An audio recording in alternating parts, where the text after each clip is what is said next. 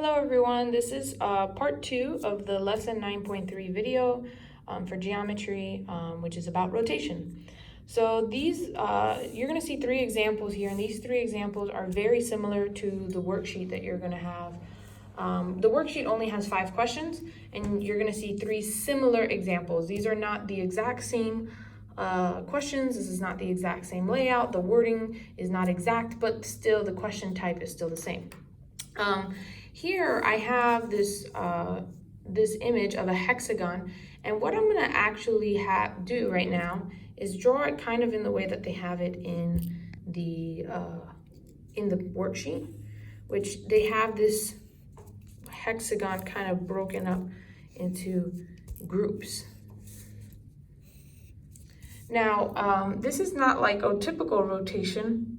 And if you actually start reading example 1, which I'll do right now, it says, name the point that is 300 degrees clockwise from T. Wait a minute, we haven't really talked about 300 degrees. We talked about 90, 180, 270, and we've been doing it on a graph, but we don't really have it up here.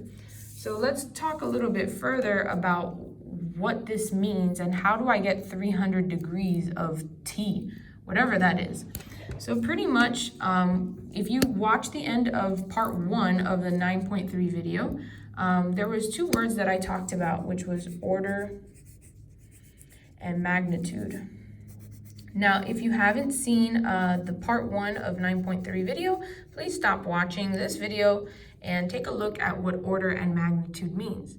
But I will talk about it now. Order is basically how many vertices there are. And in this case, vertices is how many corners there are. P, Q, R, S, T, U has basically 6 corners, so there's 6 orders. And the magnitude is, remember, a whole item, if you rotate a whole item, you can only spin it a maximum of 360. And what we do to get the magnitude is we do 360 divided by the order, or in this case, 360 divided by 6, and that equals 120.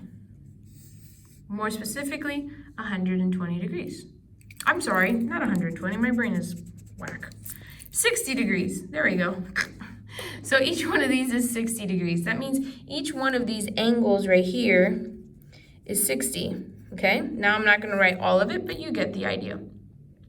And every time I move though, when I move each time, I'm moving at a 60-degree angle. So let's actually talk about example 1. You're going to see me actually work it out. And we are going to name a point that is 300 degrees. Keyword here is clockwise from T. Now clockwise means you're going with the clock, so that's you're spinning to the right. Okay? So watch as I start from point T, and I'm going to hop over to each different point, okay? And every time I do so, I'm going to be adding 60 degrees and another 60 degrees until I get to 300, and I'm going to be going clockwise. So starting from T, going clockwise would be U, and that would be 60, 120, 180, 240, 300. So where did I land at? At what point? That's right, point S. That's my answer. That's how you do that question. Example 2 is very similar to example 1, so let's kind of dive in on that one. It says, name the point that is 120 degrees counterclockwise, okay, from R. So counter means opposite direction of a clock, and we're starting with R until we bump into 120 degrees. Now remember, each time you move, you're adding 60 degrees. So starting with R, I'm going to move counterclockwise, so basically towards the left against the clock. Starting from here, this is 60, 120. And what point did I land at? I landed at point P. That's my answer. Now this last one is not talking about a point, they're talking about a segment. However, the idea of how to do this is still very similar to these 2. Let's talk about it. It says name the segment that is 180 degrees counterclockwise from PQ. So PQ is the segment that we have here. Here's PQ.